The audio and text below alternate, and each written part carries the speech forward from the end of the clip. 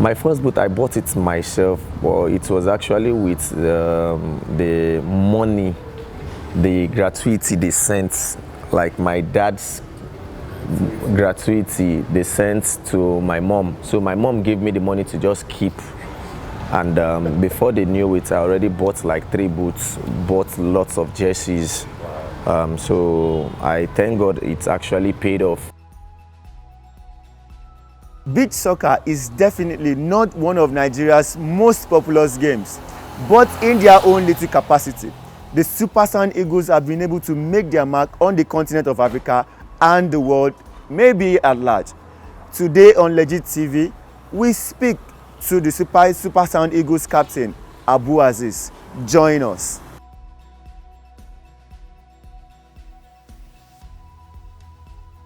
Yeah, growing up was fun actually, but my dad never wanted me to play football. He wanted me to go to school, which I think every parent wants that. He wanted me to go to school. He never liked football at all. He knows I know how to play football, but he never wanted me to play. Even when we are home, if there is a live match on TV, my dad, he preferred us watching boxing to football, and it wasn't easy at all. My dad goes to work Mondays to Fridays, and he returns from work like 5 p.m. and whenever he returns, I must make sure that before that 5 p.m. I have stopped playing. So I need to stop. So it was when he died in 2005. That was when I started playing like to club level. I joined the football team in 2005, and that was how the growth started. And in 2009 I joined Julius Berger Football Club, and it was when I joined Julius Berger Football Club that my mom started supporting me, my siblings started supporting me. So when I joined Julius Berger, my first salary was 15,000 naira. That was in 2009, but thank God we are here. All those are stories.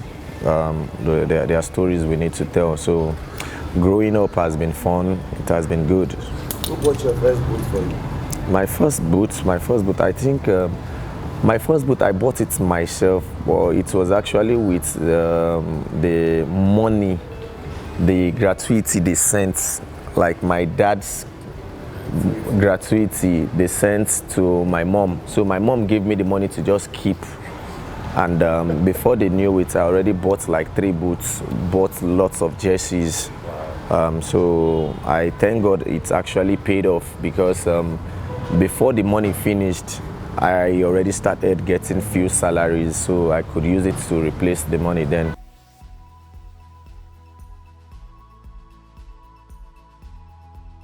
The thing is, beach soccer wasn't my plan at all. It wasn't even in my agenda. Although I grew up in a very, very sandy area, Ojo local government, Badagry area. But beach soccer wasn't something I have ever thought about. In my grassroots team, Owibiseb Football Club of Ojo, I was training then, and a friendly match was arranged between Owibiseb and the national team. The Nigerian national beach soccer team was traveling to South Africa in 2009. So they were camped around Badagry, and they needed friendly matches to test the players, so they arranged a friendly match. So my coach then called me that we have a friendly match. I told him I am not ready to play beach soccer because I don't know anything about it. I haven't played it before. He said it's the same regular football we're playing. It's just that we're playing without boots. I was like, okay, let me give it a try. And the next day we went to the field to play against the national team. I found myself having fun playing. And we're on the field playing, and I noticed the national team coaches were pointing at me. I never knew what they were talking about, and the next thing, one of the fans watching, he left the bench of the national team and straight to our bench to whisper something into the ears of my coach.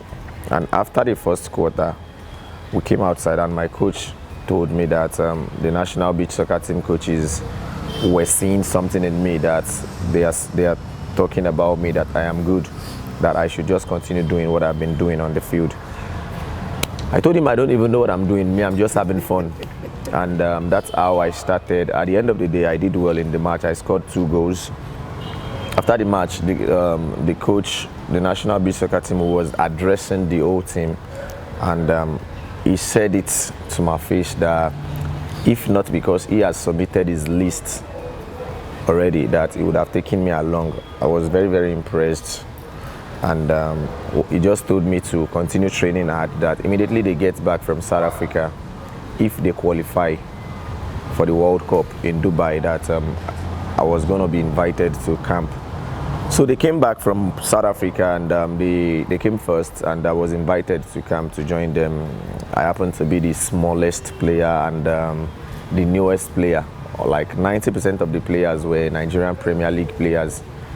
The likes of Ikechukwu, Ibenegbu, Isiaka Lawale, Okemiri, Abdul Isa, so many great players.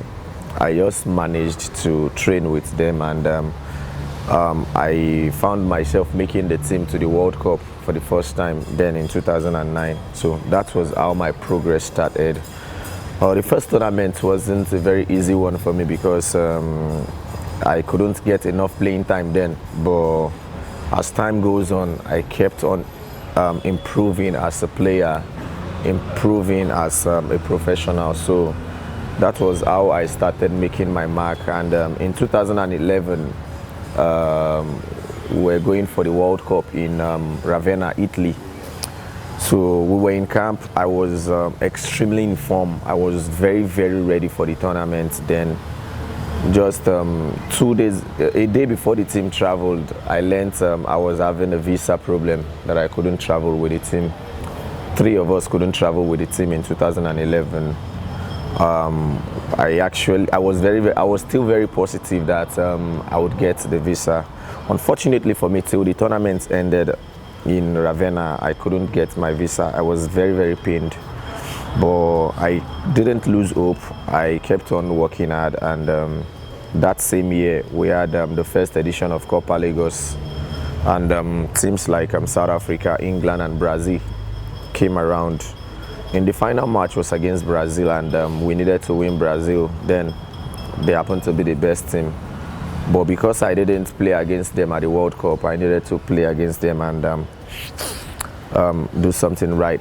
So in the final match, we won Brazil 9-4, and I happened to score 5 goals in that match. So that gave me a starting point to my rise in beach soccer, and that was how I started making a huge name in beach soccer. So that's why we're here.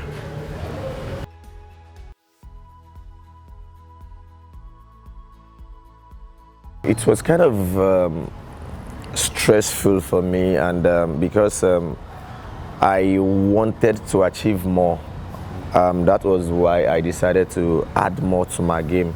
I'm a kind of a player that I shoot well with with both foot. I shoot well, so I needed something extraordinary so I can be scoring more goals. A player like Isiaka Olawale now is a very, very technical player. He's a very, very technical player.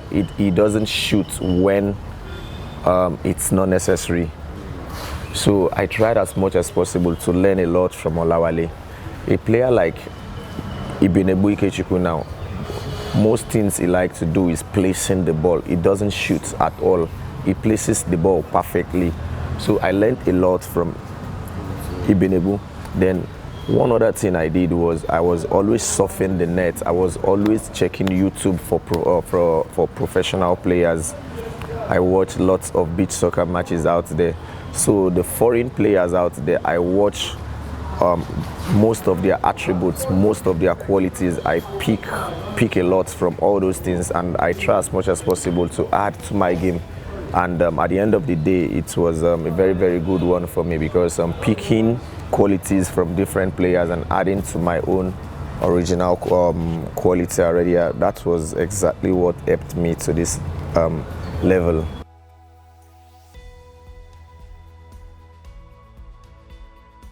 In 2017, we went to the Beach Soccer World Cup in Bahamas, and unfortunately, we never had a very good time to train. So I already sensed it that we might not be able to train well. So like a month before before we resumed camp, I put it upon myself to train very hard. So I was already training on my own very well before we resumed camp, and then I was extremely fit. I was ready physically and mentally for the tournament.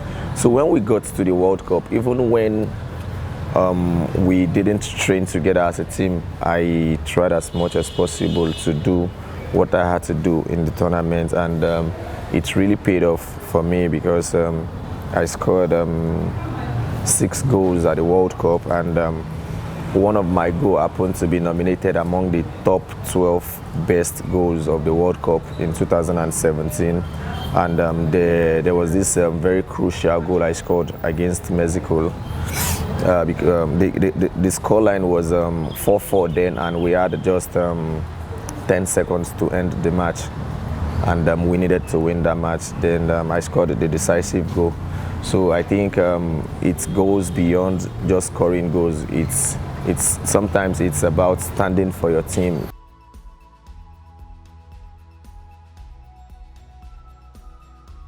Yeah, one thing that gives me so much joy going into this World Cup is that before the World Cup, we'll be traveling on Friday to Paraguay to play a friendly tournament over there. They already arranged three teams to play against in Paraguay, and I think that's actually a good one for us, because immediately we get to Paraguay, we're getting there like 12 days ahead of the tournament, so we should be able to acclimatize very well, and those friendly matches over there should be able to put us in shape ahead of the World Cup.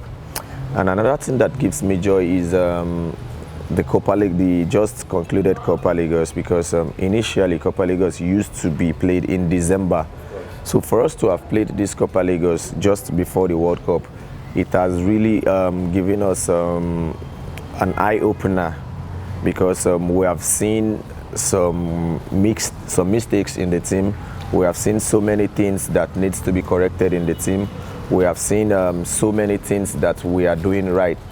At this time, the level of fitness in the team is massive. We just need to work a little bit more on the level of fitness. Then, right now, we have played 3 games in 3 days. So I think the cohesion is coming gradually. All we just need to do is work more, and by the time we get to Paraguay, play more 3 matches again, I think we should be ready for the World Cup. So the most important thing is the Copa Ligos has already helped us, put us in shape already. The 3 friendly matches we're going to play in Paraguay, I think that should do for us, and we should be ready for the World Cup in proper.